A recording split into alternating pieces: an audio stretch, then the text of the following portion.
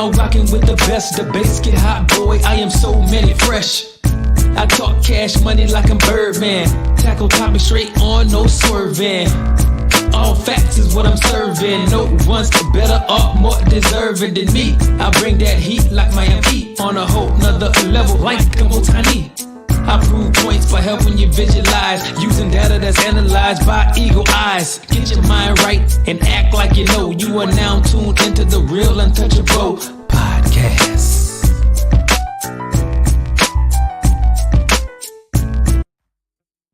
Hey, what it do, sports world, and welcome to the Real Untouchable podcast, man, with me, Ray Diggs. I got a great segment for you all. Hey, man, it was a hell of a game. It was a classic. Alabama, the number 4 team in the nation, defeated number 2 Georgia Bulldogs in an SEC Classic, 41-34. Man, before I get started, man, make sure y'all hit the like button, the subscribe button, and also the share button. And make sure y'all give me your feedback on what you all think about this segment. But we want to talk about this Alabama Classic, Alabama, Georgia, 2 SEC powerhouses going head to head, and Alabama prevails. Listen, this game right here was one of those games that you dream about. This game right here was a game that you dream about as a kid, that you want to be a part of. And it was the 17-year-old star, Ryan Williams.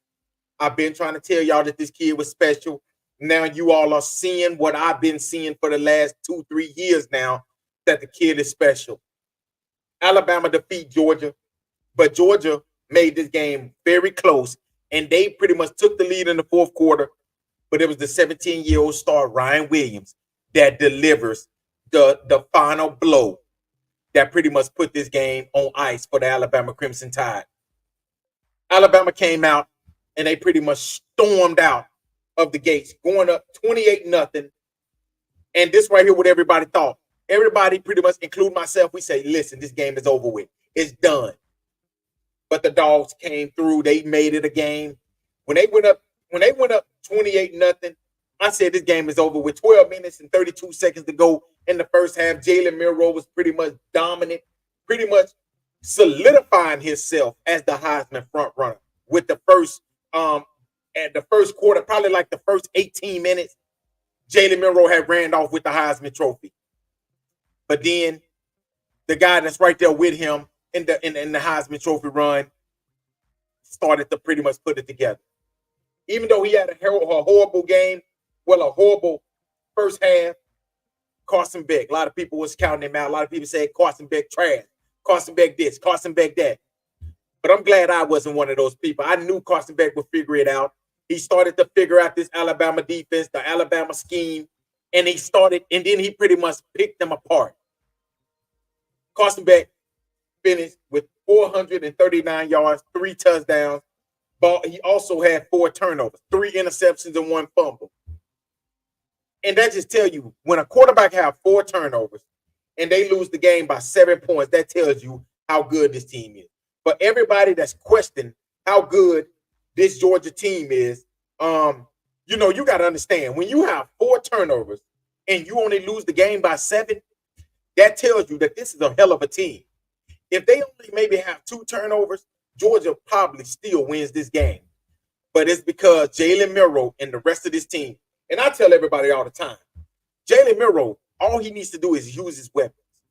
If Jalen Milroe uses his weapons more, this Alabama team is pretty much unstoppable. Carson Beck, Trevor Etienne had a pretty good game. He had 12 carries, 55 yards, and 1 touchdown. But, Arian Smith and Dylan Bell was the ones that Carson Beck was giving the ball to the whole night. Arian Smith finished with 6 big catches for 132 yards and 1 touchdown. And Dylan Bell finished with 5 catches, 100 yards. But like I said, it was the turnovers that killed this Georgia team. It was the turnovers that they could not get past. In the first half, this defense could not figure out Jalen Milroe. They could not figure out. In the first quarter, maybe the first quarter and a half, this Alabama offensive line dominated like we knew they could. But the second half, Georgia defensive line pretty much dominated Alabama offensive line. It was basically a tale of 2 halves. Alabama looked like the clearly the best team in the nation in the first half, while Georgia looked like they was clearly the better team in the second half. The Alabama team in the first half looked like a team that could win a national championship. Georgia team in the second half looked like a team that could win a national championship. Alabama second half looked like a team that could lose to Tennessee. Alabama second half looked like a team that could possibly lose to Texas. Same thing with Georgia in the first half. They look like a team that could possibly lose against Tennessee, and they look like a team that could possibly lose against Tennessee. But these two teams right here are these are the two best teams in college football. Say what you want to say. Georgia is still one of the best teams in all of college football. Alabama showed why they are considered one of the best teams, even without Nick Saban. Not trying to tell everybody. If you all go back and you all watched my show last week, I predicted the score would be 35-31. I was talking to somebody today at work, and they said, why did you predict so many points? I said, listen, these are two of the best offenses in college football. Yeah, their defenses are real good as well, but I said these are two of the best offenses in all of college football. That's why I predicted that they would put up at least 66 combined points. But it ended up being even more than what I predicted. Even though I predicted 35-31, it was 41-34. So I was in the range with my prediction. But I said Carson Beck and Jalen Milroe will duel it. They would have a duel for whoever's going to win this game. And that's exactly what happened. These two quarterbacks went into a duel, and that's why we had a hell of a game. So when we talk about these two teams going forward, I want to talk about Ryan Williams. Make sure y'all tune into the next episode. I'm going to talk about Ryan Williams a little bit more. But a 17-year-old shouldn't be this good. He's going against Malachi Moore. Well, he's going against Malachi Starks. I apologize. I was talking about Moore from Alabama, but Malachi Starks. He actually do go against Malachi Moore every day in practice. But this game right here, he was going against Malachi Starks. A lot of people don't know who Malachi Starks is. Malachi Starks is considered the best defensive back in college football by a lot of draft analysts. And he went against head-to-head with it. A 17-year-old true freshman. And what did he do? He pretty much did what a 17-year-old shouldn't be doing. A 17-year-old should be doing what he's doing in high school, but he's doing it against the number 2 team in the nation. Now, let's talk about the stats. Jalen Milroe finished with 20. He only incompletes 6 passes, 27 for 33, 374 yards and 2 touchdowns. Also had 1 pick. He also had 16 carries, 417 yards and 2 touchdowns. Now, this is what I didn't like. Alabama running back had a total of 11 carries for about 43 yards. Now, that's something that's going to have to be fixed. Because I like Jalen Milroe. I know that Jalen Milroe can run, but they do not need him to be running the way he did against Georgia. They need to use him. He's their secret weapon. He's the dude. He's the weapon that Lamar Jackson is for the Baltimore Ravens. Ryan Williams, 6 catches, 177 yards. CJ, the tight end, 4 catches, 38 yards. Emmanuel Henderson, like I said this right here. If you all go back and watch, I said it.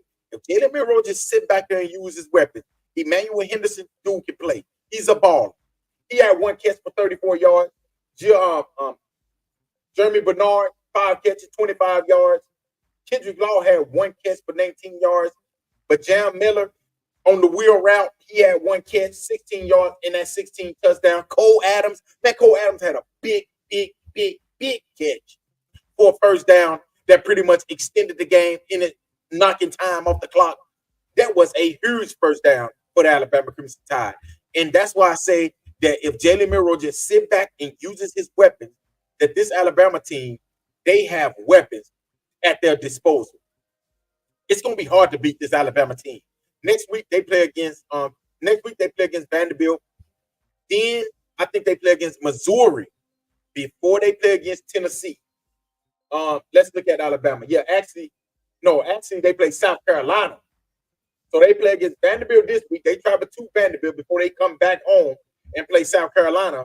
And then they will go to Tennessee. Rocket Top to play against the Tennessee. They would travel to Tennessee to play against the Tennessee Volunteers. Excuse me. Then they play against Missouri, then LSU. That's going to be that 3-game stretch where that's going to tell us who this Alabama team is. Now, they go to LSU, even though I think they'll beat LSU. I don't think LSU is really, really that good. But that Tennessee game is the one that I'm thinking that's going to be the game where Alabama pretty much, they're going to struggle. Missouri, I think they'll beat Missouri. I don't think Missouri can beat Alabama. So I'm looking at this game right here. The Georgia game was the one game that we thought they would possibly lose. We said that Alabama would lose 2 games. Georgia was one of them, so we get that loss out of there. Tennessee is that one game I think that will probably be the one that defeat this Alabama team. I think that they'll beat everybody else. I think they'll finish the season 11-1 and get into the college football playoff. Georgia. Now, Georgia lost this game. This week, they will play against Auburn before they play against Mississippi State. Then they will go to Texas. That's going to be another big game for them.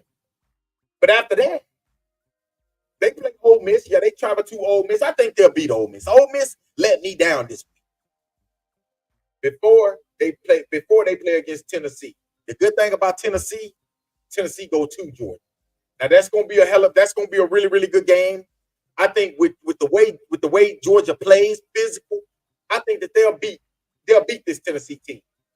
Now, that Texas game is the game that I'm worried about.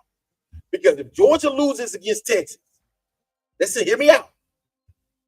If Georgia loses against Texas, I'm not going to say they're going to be completely out of the college football playoff, but that Tennessee game is going to become a must-win for this Georgia team.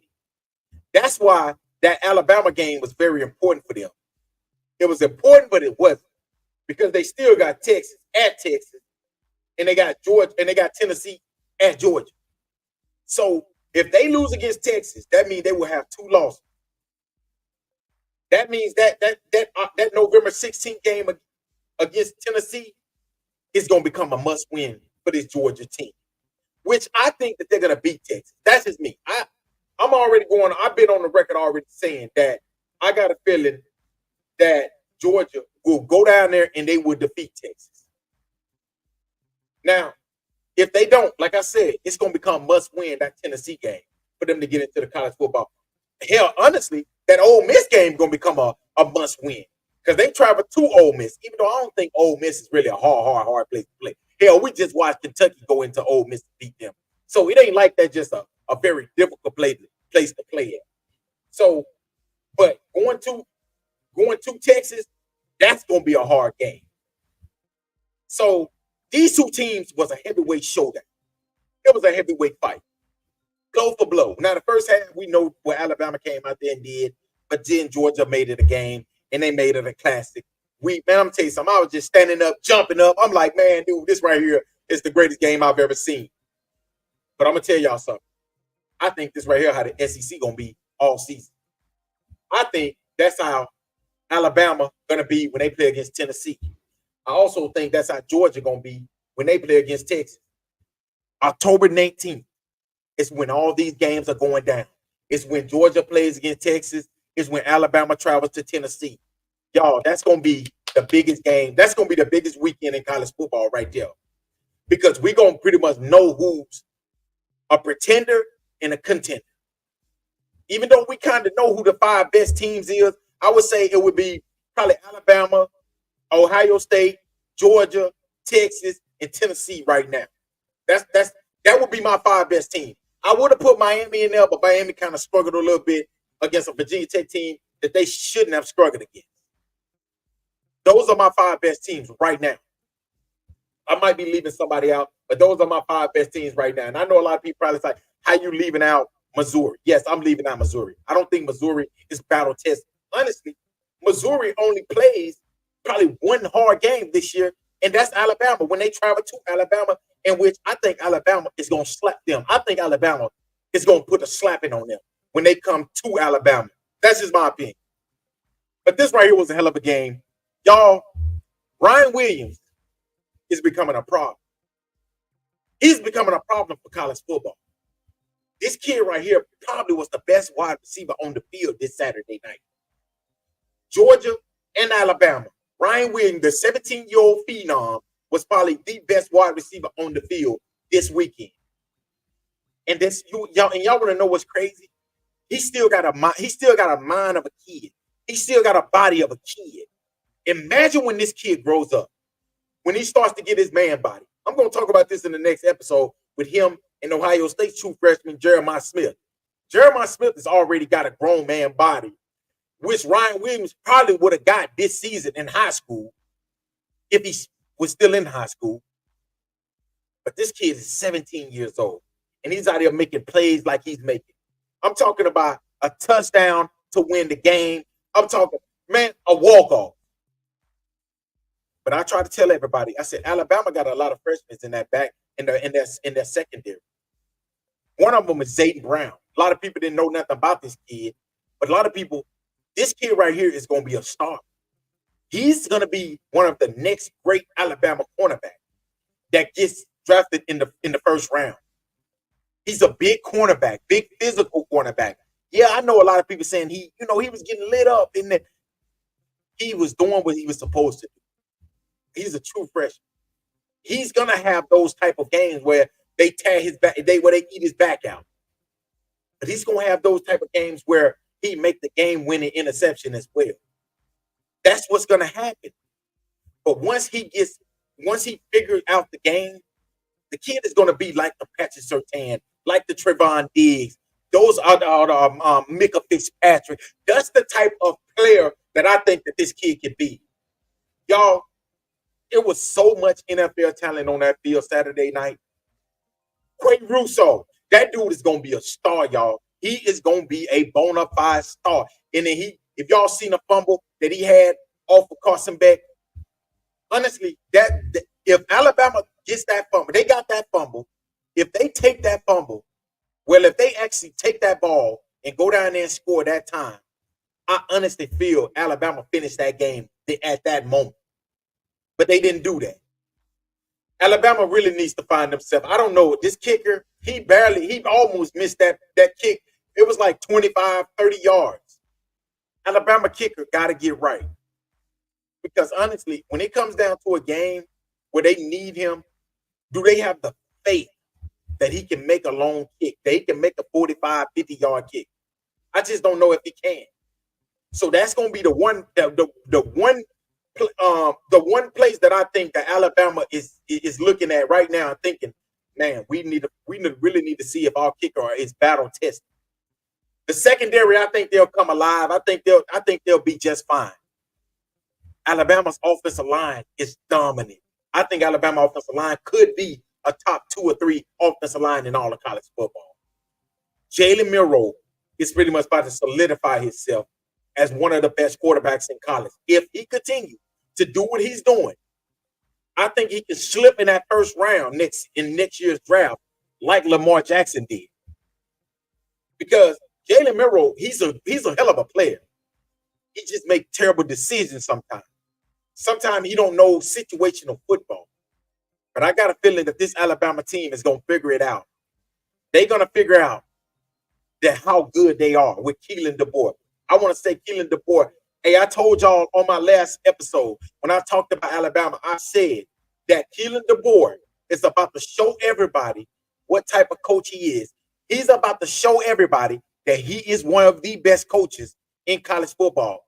You give him the talent. You give him a talent. Because guess what? At Washington, he had good players, but he ain't had no players like he got at Alabama. He ain't got that. He didn't have that type of player. You give him the players that he got at Alabama, and he's going to show y'all what he can do with those type of players. And I think that he showed y'all with this Georgia game. But I don't think he's done. I think that this Alabama team right here is more dangerous than y'all y'all think that y'all thought at the beginning of the season. Now y'all starting to see Ryan Williams. This kid is going to be a star. He's going to be a superstar in college football. Long as he stays healthy, let me knock on wood. Long as he stays healthy, the kid is going to be a star.